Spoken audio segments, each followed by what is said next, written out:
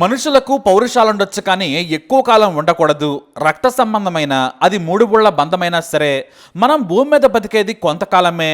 గొడవలు పెట్టుకుని ఆస్తుల కోసం ఇతరత్ర చిన్న చిన్న విషయాల మీద అతిగా స్పందించొద్దు. ఎవరో ఒకరు తగ్గాలి, తగ్గిన వాడే గొప్పవాడు. కానీ ఓ వృద్ధ దంపతుల పౌరుషం చూస్తే మనుషులు ఇలా కూడా ఉంటారా అనుకుంటాం. ఎందుకంటే జీవితపు చరమాంకంలో ఉన్నప్పుడు 10 ఏళ్ళు మాట్లాడకుండా ఎవరైనా ఉండగలరా? ఉండలేరు. కానీ తమిళనాడులోని కోయంబత్తూరులోని ఇరుగురు ఈశ్వరన్ ఆలయం వీధిలో ఇద్దరు వృద్ధ దంపతులున్నారు. వారి పేర్లు రాజమాణిక్యం, రాజసులోచన. రాజమాణిక్యం వయసు 73 ఏళ్ళు, రాజసులోచన వయసు 63 ఏళ్ళు. వీళ్ళకి ఇద్దరు పిల్లలు కూడా. వారికి పెళ్లిళ్ళు అయిపోయాయి, సెటిల్ అయిపోయారు. అయితే ఉద్యోగరీత్యా వేరువేరు ప్రాంతాల్లో నివసిస్తున్నారు అంతా. ఒంటరిగా ఈ వృద్ధ దంపతులు ఉంటున్నారు. అయితే వీరికి 10 ఏళ్ల క్రితం ఏదో ఓ సమస్య మీద ఓ చిన్న గొడవ జరిగింది. ఇద్దరు ఒకరిపై ఒకరు అరుచుకున్నారు. అంతే, ఆ రోజు నుంచి ఇద్దరు మాట్లాడుకోవడం మానేశారు. అంతేకాదు, ఇంటి పైన గదిలో రాజమాణిక్యం ఉండేవారు, కిందేమో సులోచన ఉండేవారు. వంట బాధ్యతలను రాజసులోచన చూసుకునేవారు. ప్రతిరోజు ఉదయం, మధ్యాహ్నం, సాయంత్రం వేళలో భోజనం కోసం కిందికి వచ్చేవారు. ఆ భోజనం కూడా కింద తినేవారు కాదు రాజమాణిక్యం, పైన ఉన్న తన గదికి తీసుకెళ్లేవారు. వారి మధ్య ఏ మాట కూడా ఉండేది కాదు. వారి పిల్లలకు కూడా ఎన్నోసార్లు చెప్పి చూశారు, మీరు మాట్లాడుకుంటేనే బాగుంటుంది అమ్మా నాన్న, ఇలా ఎవరికి వారు ఉండొద్దని చెప్పారు. కానీ వినలేదు వారు. చుట్టుపక్కల స్నేహితులు కూడా చెప్పారు, బంధువుల మాటను కూడా ఆ వృద్ధ దంపతులు ఏనాడు కూడా పట్టించుకోలేదు. ఈగోనే ముఖ్యమనుకున్నారు. ఒకే ఇంట్లో ఉంటున్నా కూడా వారి మధ్య మాటలు లేవు. ఒకటి కాదు, రెండు కాదు, దాదాపుగా 10 ఏళ్ళు మాటలు లేవు. భోజనం కూడా సిద్ధంగా ఉంటే తినేవారు రాజమాణిక్యం, లేదంటే ఆకలి కడుపుతోనే ఆయన పడుకునేవారు. ఇలా ఎందుకు చేస్తున్నారనేది ఎవ్వరికీ తెలియదు.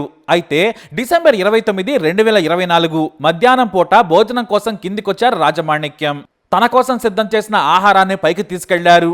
ఇక ఆ తర్వాత రాత్రి సమయంలో కూడా భోజనానికి రాలేదు రాజమాణిక్యం. భర్త భోంచేయకపోయినా కూడా రాజసులోచన పట్టించుకోలేదు.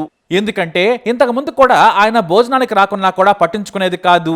అలానే గత 10 ఏళ్ళు జీవిస్తూ ఉన్నారు. అయితే రాజసులోచన తన భర్త మరుసటి రోజు రాకున్నా కూడా లెక్క చేయలేదు.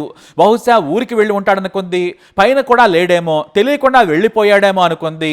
ఆ రోజు నుంచి తానే వండుకొని తింటూ ఉంది. పిల్లలు కూడా తన తండ్రి గురించి అడగలేదు, ఎవరూ కూడా మాట్లాడలేదు. అయితే ఓ 5 రోజుల తర్వాత రాజమాణిక్యం ఎక్కడికి వెళ్ళలేదని తెలిసింది. ఆమె కొడుకు, కూతురు కూడా తమ దగ్గరకు రాలేదని చెప్పారు.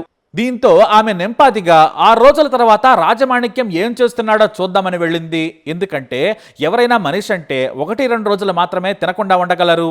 కానీ అప్పటికే 6 రోజులైంది. రాజమాణిక్యం మాత్రం కిందికి రాలేదు. అసలేం జరిగిందో చూద్దామని పైకి వెళ్ళింది రాజసులోచన. తలుపు మూసి ఉంది, లోపల నుంచి గడియ పెట్టి ఉంది. కానీ విపరీతమైన దుర్వాసన వస్తూ ఉంది. అప్పుడే కిటికీలో నుంచి చూసింది రాజసులోచన. భర్త చనిపోయి ఉన్నాడు. అంతేకాదు, మృతదేహం కూడా కుళ్ళిపోయి ఉంది. దీంతో ఆమె భయంతో కిందికి వచ్చేసింది. పక్కింటి వారికి విషయం చెప్పింది. వాళ్ళు వచ్చి చూసి ప్రశ్నించగా జరిగిన విషయం చెప్పింది. తాను వేరే ఊరు వెళ్ళాడనుకున్నానని నింపాదిగా ఏడుస్తూ చెప్పింది వృద్ధురాలు. ఇంతలో స్థానికులు పోలీసులకు ఫిర్యాదు చేయడంతో వారు కూడా వచ్చి చూశారు. వృద్ధురాలిని ప్రశ్నించగా, మాకు మాటలు లేవు, నేను ఆయన ఊరెళ్ళాడనుకున్నానని చెప్పింది. కనీసం మీ పిల్లలైనా ఫోన్లో మాట్లాడారా అంటూ పోలీసులు చేవాట్లు పెట్టారు. ఒకే ఇంట్లో ఉంటూ భర్త చనిపోయి 6 రోజులవుతున్నా కూడా భార్య చూడకపోవటం ఏంటని పోలీసులే ఆశ్చర్యపోయారు.